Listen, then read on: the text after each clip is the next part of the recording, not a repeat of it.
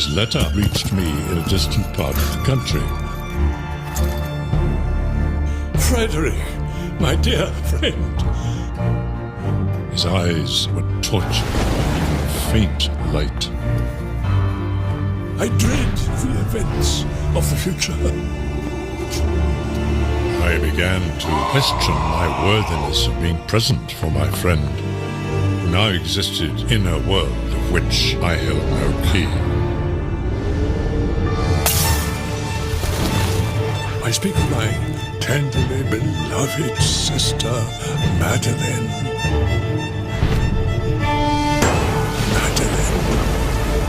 Her decease will leave me as the last of the ancient race of the Ushers. And you have not seen it. And you shall.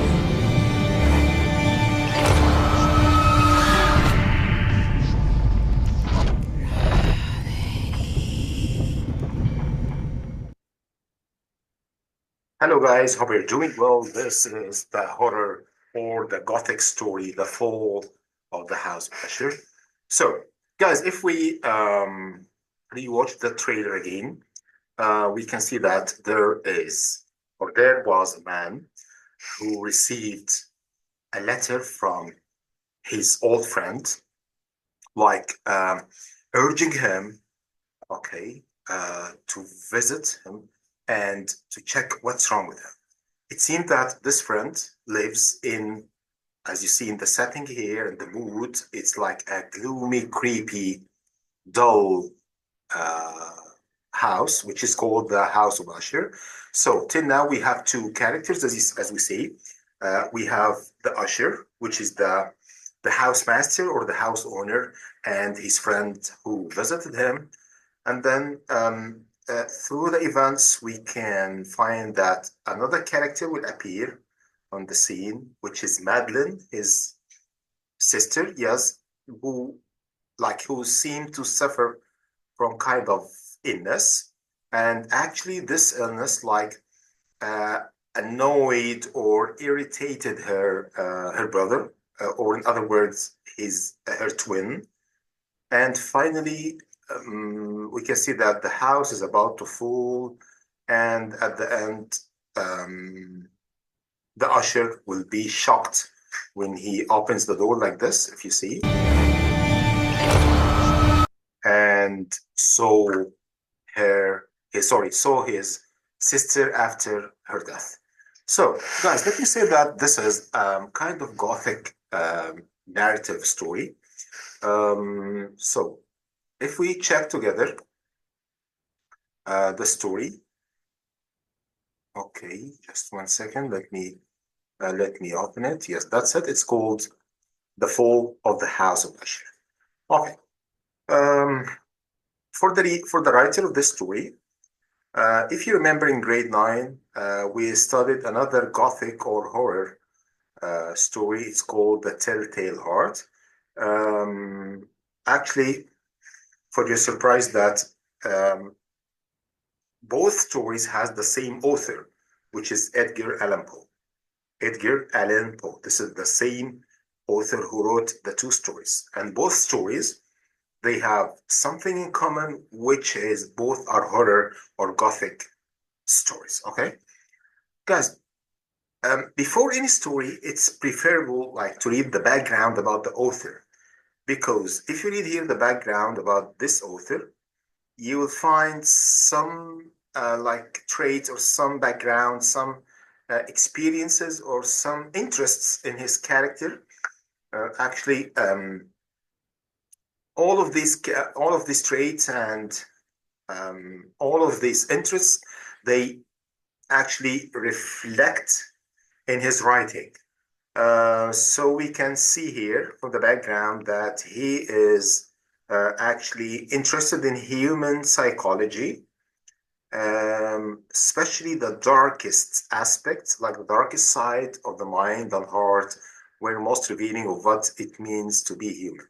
So this is the interest, okay, or the aspects of the author. That's why he's interested in Gothic art. Okay, so this is for the for the video trailer or the story trailer, and also for the background of the writer. Okay, now let's delve or dig deeper inside the story itself. Okay, here in paragraph 1, okay, this is paragraph 1. Here we have, like, in the margin.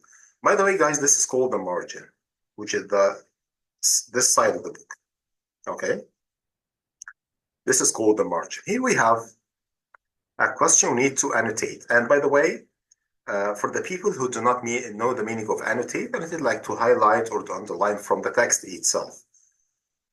Actually, here we have a question which is mark words and phrases in paragraph 1 that refer to the imagination or alerted reality, and other that refer to falling or sinking. All of these are in paragraph 1. Okay, like we will check the imagery language that the author used, like to depict or convey, or in other words, to illustrate the scene from outside. Perfect. So we can check this from here. Let me open it. Okay, great job. So this is the first part of the paragraph. During the whole of dull, dark, and soundless day in the autumn of this year, when the clouds hung oppressively low in the heavens, I have been passing alone on horseback. Okay, this is the narrator of the story, okay, which is the friend who received a message from the usher, who is the house owner, like to rescue him because he's experiencing like an acute illness. Okay, so guys, here we need to focus on the words that the author used, like to set the tone and then the mood of the story. Yes, so the first phrase or the first word here is going to be, yes, thank you, dull, dark, and soundless day. Dull, dark, and soundless day. Okay. Can you think about more words or phrases? Yes, when the clouds hung oppressively, okay, like with sorrow and sadness, and okay, low in the heavens, dreary, okay, shades of evening. You know, sometimes the shades are creepy. Melancholy house of Usher, insufferable gloom, sternness, desolate, terrible. So all of these words, the author started the exposition or the beginning of the story, like while the narrator was riding his horse towards the usher's house. This is the atmosphere or the scene from outside. Okay, great. Another point, we need to find the words that like that reveals the sense of falling or sinking. Yes, there was an iciness and a sinking, a sickening of the heart, you know, when he saw the atmosphere of the house and so on. Okay, and also he said that like I was forced to fall back upon the unsatisfactory conclusion.